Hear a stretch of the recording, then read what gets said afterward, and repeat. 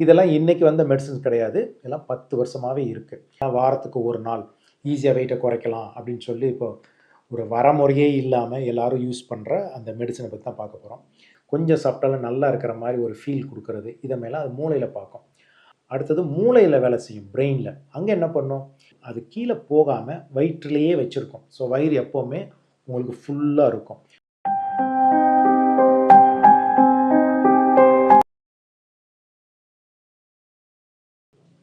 வணக்கம். நம்ம இன்றைக்கி பார்க்க போகிற வீடியோ தலைப்பு, இப்போ எல்லோரும் ஒரு பரபரப்பாக அந்த வெயிட்டை குறைக்கிறதுக்கு வாரத்துக்கு ஒரு இன்ஜெக்ஷன் அப்படிங்கிற மாதிரி பேசிக்கிட்டு இருப்பாங்க, இல்லை பார்த்துருப்பீங்க. அந்த இன்ஜெக்ஷனை பற்றி தான் பேச போகிறோம்.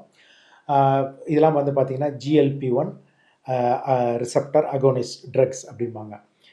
நம்ம இதுக்கு முன்னால் இதை வந்து ட்ரேட் நேமில் பார்த்திங்கன்னா மோன்ஜாரோ, இல்லை ஒசாம்பிக், வீகோவி, இதை மேலே நம்ம நிறைய இன்ஜெக்ஷன்ஸ் இப்போ வருது. இதெல்லாம் வாரத்துக்கு ஒரு நாள் ஈஸியாக வெயிட்டை குறைக்கலாம் அப்படின்னு சொல்லி இப்போ ஒரு வரமுறையே இல்லாமல் எல்லோரும் யூஸ் பண்ணுற அந்த மெடிசனை பற்றி தான் பார்க்க போகிறோம்.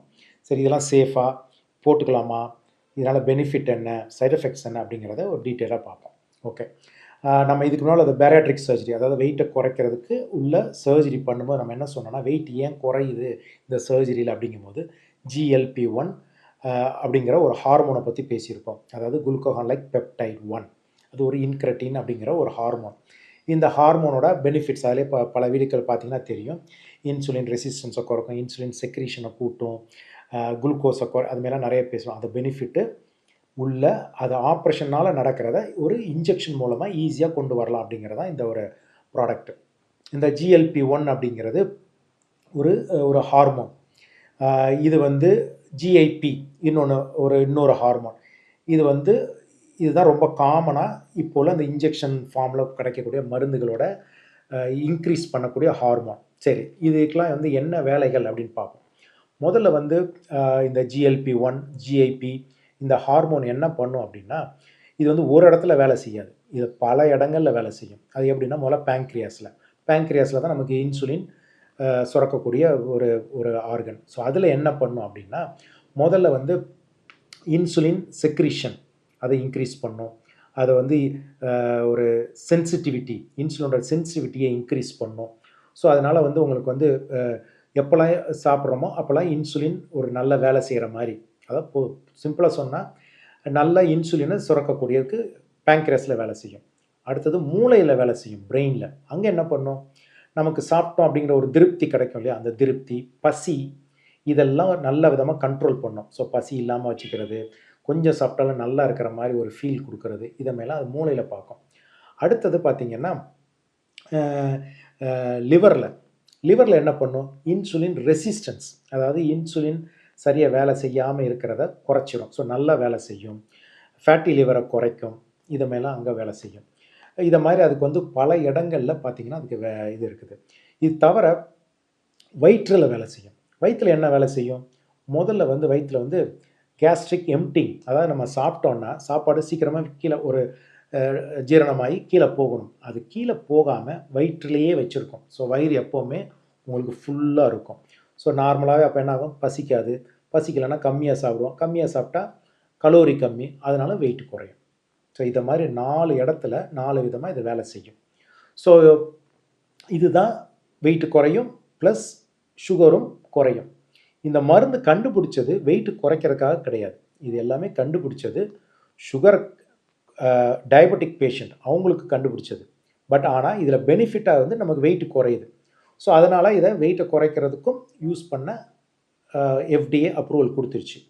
இதெல்லாம் இன்றைக்கி வந்த மெடிசன்ஸ் கிடையாது, இதெல்லாம் 10 வருஷமாகவே இருக்குது. இன்ஜெக்ஷனாகவும் இருக்குது, டேப்லெட்டாக இருக்குது. பட் இதில் என்ன, இது யாருக்கு கொடுக்கலாம், யாருக்கு கொடுக்கக்கூடாது, இது ரொம்ப முக்கியம். ஏன் அப்படின்னா, இப்போ இது 10 வருஷம் இருந்தனால அந்த பேட்டர்ன் முறிஞ்சு போச்சு.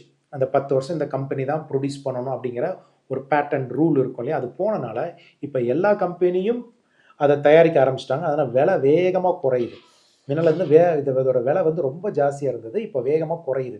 இப்போவுமே அதோட விலைகள் வந்து ஜாஸ்தி தான். எப்படின்னா, ஒரு மாதத்துக்கு இப்போ மோன்ஜாரோன்னா ஒரு 12,000 14,000 20,000 மாதம். ஸோ வருஷத்துக்கு 2.5 லட்சம் ஆகும். அதே மாதிரி ஒசாம்பிக் அது பார்த்திங்கன்னா இப்போ அது ரொம்ப விலையை குறைச்சிட்டாங்க. ஏன்னா அது 10 வருஷம் ஆகிப்போச்சுனால, அதனால அது வந்து ஒரு மாதத்துக்கு ஒரு 5,500 அப்படிங்கிற மாதிரி இதுலேருந்து ஒரு 10,000 அப்படிங்கிற மாதிரி ஆகிப்போச்சு. அப்படி போட்டாலும் ஸோ வருஷத்துக்கு 1,00,000 அப்படிங்கிற மாதிரி ஆகிப்போச்சு. ஸோ இந்த விலையை குறைச்ச உடனே இப்போ எல்லாரும் அதை ஒரு கண்ட்ரோலே இல்லாமல், அதில் ஒரு வரைமுறை இல்லாமல் அதை யூஸ் பண்ண ஆரம்பித்தாங்க. அப்படி பண்ணலாமான்னா பண்ணக்கூடாது. ஏன்னா இது யாருக்கு அப்படின்னு பார்த்தீங்கன்னா, முதல்ல வந்து diabetes and obesity. So sugar இருக்கிறவங்க, வெயிட் உள்ளவங்க. அப்புறம் வெயிட் உள்ளவங்க ஸ்லீப் ஆப்னியா, வெயிட் உள்ளவங்க மெட்டபாலிக் சிண்ட்ரோம் உள்ளவங்க, வெயிட் உள்ளவங்க ஹார்ட் ப்ராப்ளம் உள்ளவங்க, அவங்களுக்கு இது நல்ல பெனிஃபிட் இருக்கும். ஸோ அன்கண்ட்ரோல் டயபெட்டிஸ், இன்சுலின் ரெசிஸ்டன்ஸ் இதை மாதிரி இருக்கிறவங்களுக்கு இது ஒரு நல்ல ஒரு மருந்து. வெயிட்டுக்காக மட்டும் அப்படிங்கிறது இது ஒத்துக்க முடியாது. இது வந்து அப்படி அதுக்காக உள்ள மருந்தும் கிடையாது. இப்போ நார்மலாக கொஞ்சோண்டு எனக்கு வெயிட் குறையணும், எனக்கு வந்து ஒரு அழகுக்காக ஒரு ஒரு வெயிட்டை குறைச்சா கொஞ்சம் ஈஸியாக இருக்கும், ஒரு ஷார்ட்கட்டில் போய் வெயிட்டை குறைக்கலாம் அப்படிங்கிறது இந்த மருந்து கிடையாது. ஏன் ஏன் அப்படின்னா முதல்ல சொன்ன மாதிரி இது கண்டிப்பாக இதில் வந்து சில சைடு எஃபெக்ட் உண்டு. இது வந்து சிலருக்கு தான் போடலாம், போடக்கூடாதுங்கிறது உங்கள் டாக்டர் தான் இதை முடிவு பண்ணும். ஏன்னா இது இப்போ கிரே மார்க்கெட்டில் இது ரொம்ப ஈஸியாகவே ஒரு ப்ரிஸ்கிரிப்ஷன் இல்லாமல் கிடைக்கிறனால இது வந்து கொஞ்சம் கேர்ஃபுல்லாக தான் ஹேண்டில் பண்ணும். ஏன்னா சரி இந்த மருந்தில் என்னென்ன சைடு எஃபெக்ட்ஸ் இல்லை, அந்த மருந்தை ஸ்டார்ட் பண்ணுறதுக்கு முன்னாடி என்னெல்லாம் பார்க்கணும், இல்லை இது எப்படிங்கிறத பார்ப்போம். முதல்ல சைடு எஃபெக்ட் பார்த்தீங்கன்னா வயிறு சம்மந்தமாக உள்ள சைடு எஃபெக்ட் தான். எப்படின்னா உங்களுக்கு வந்து அது இன்ஜெக்ஷன் போட்டு வந்தோன்னா உங்களுக்கு வந்து அதனால் ஒரு நாசியா, வாமிட்டிங், அதாவது வாமிட் வர மாதிரி இல்லை வாந்தியே வர்ற மாதிரி சில இது வரலாம். கேஸ்ட்ரைட்டிஸ், வயிறு வந்து எரிச்சல், அல்சர் மாதிரி வயிறு கொடுக்கலாம், நெஞ்செரிச்சல், இல்லை ப்ளோட்டட் எப்போவுமே வயிறு உப்பசம், கான்ஸ்டிபேஷன் மலச்சிக்கல், இல்லை சிலருக்கு டயரியா, அதாவது இதெல்லாம் வந்து கொஞ்சமாக இருக்கிறது சிலருக்கெல்லாம் ஒத்துக்க முடியாத அளவுக்கு வாயிலெல்லாம் புண்ணு வர அளவுக்கு வயிறு வலி அது மேலாம் கூட நடக்கலாம். இது தவிர மலச்சிக்கல் அதெல்லாம் வர்றதுனால அவங்களுக்கு வந்து அப்பண்டிசைட்டிஸ் வர்றதுக்கும் வாய்ப்புகள் இப்போ ஸ்டடியில் அதெல்லாம் வர ஆரம்பிச்சிருச்சு. இது தவிர பேங்க்ரைடைட்டிஸ், நம்ம இதுக்கு மேலே உள்ள வீடியோக்களை பேங்க்ரைடைட்டிஸ் பற்றி சொல்லியிருப்போம், அது எவ்வளோ மோசமான அப்படிங்கிறது, அதுவும் வரலாம். இல்லை பித்தப்பை பித்தப்பை சம்மந்தமாக உள்ள வியாதிகள் அப்படிங்கிறதும் வரலாம்.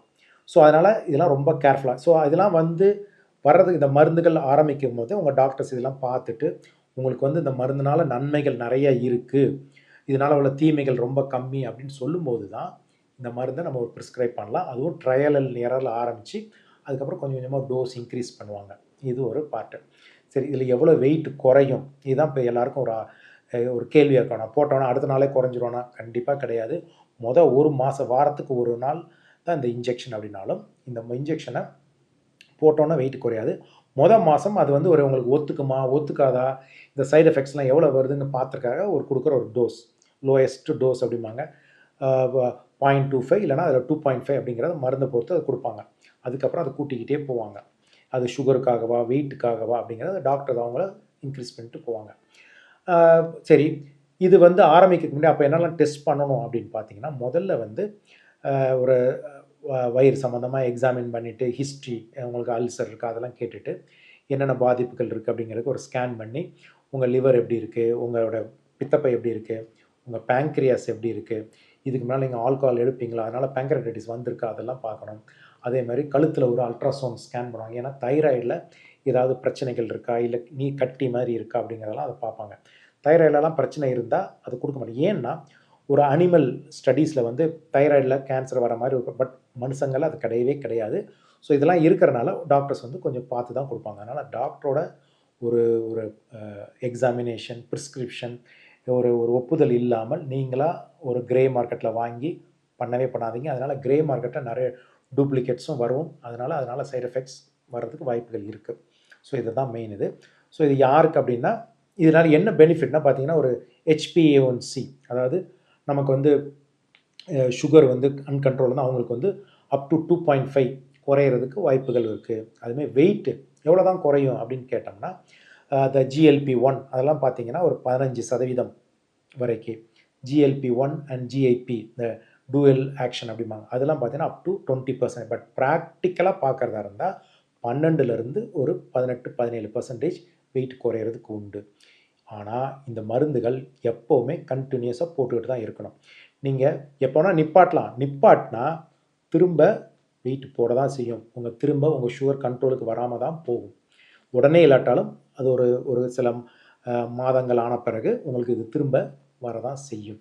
ஸோ அதனால் இந்த மருந்துகள் எல்லாம் ஆல்மோஸ்ட் பார்த்தீங்கன்னா லாங் டேர்ம் அப்படிமா அதனால் நம்ம ஒரு என்ன சொல்கிறது எப்போவுமே தொடர்ந்து போட்டுக்கிட்டே தான் இருக்கணும். டக்குன்னு நிப்பாட்டினா வெயிட்டும் திரும்ப வரலாம், சுகரும் கண்ட்ரோல் இல்லாமல் போகலாம். ஸோ இதுதான் அதோட பார்ட். அதே மாதிரி ஸோ இந்த இன்ஜெக்ஷன் போட்டால் எனக்கு எல்லாமே சாதாரண அப்படியே வெயிட் குறைஞ்சிக்கிட்டே இருக்கும். கண்டிப்பாக கிடையவே கிடையாது. இந்த இன்ஜெக்ஷன் போட்டாலும் diet, exercise, especially core strengthening exercise, resistance exercise அதெல்லாம் கண்டிப்பாக பண்ணணும். ஏன்னா இதில் இந்த இன்ஜெக்ஷன் போட்டு வெயிட் குறையும் போது மசில் மாஸ் குறையுது. ஸோ மசில் மாஸ் குறைஞ்சா ஒரு வீக்னஸ் வரலாம், இல்லை மெட்டபாலிசம் குறையும். ஸோ அதனால் இந்த இன்ஜெக்ஷன் போட்டாலும் diet, exercise, especially core strengthening இல்லை ரெசிஸ்டன்ட் எக்ஸசைஸ் இதெல்லாம் பண்ணணும். இதை தவிர நல்ல தூக்கமும் ரொம்ப இம்பார்ட்டன்ட். ஏன்னா இதெல்லாமே ஹார்மோன் எல்லாமே நீங்கள் நல்லா தூங்கினா தான் நல்லா வேலை செய்யும் அதோட எஃபெக்ட்டு. ஸோ அதனால் இது வந்து விலை குறைஞ்சிடுச்சு, ஈஸியாக கிடைக்கிது, கிரே மார்க்கெட்டில் கள்ள மார்க்கெட்டில் கிடைக்கிது, அதெல்லாம் வந்து ஸ்பியூரியஸ், அதாவது அதில் கலப்படம் ஏதாவது இருக்கலாம். ஸோ அதனால் ஒரு நல்ல டாக்டரை பார்த்து அவங்களோட அறிவுரைப்படி கொடுக்கலாம், கொடுக்கக்கூடாது, நல்லது கெட்டது அதெல்லாம் பார்த்து இதை போட்டுக்கிறது தான் நல்லது. இனிமேல் வர்ற வீடியோக்களில் இந்த இன்ஜெக்ஷன்ஸ்க்கும் வெயிட்டை குறைக்கிறத பற்றியும் இன்னும் டீட்டெயிலாக ஒன் பை ஒன் பார்ப்போம். வணக்கம்.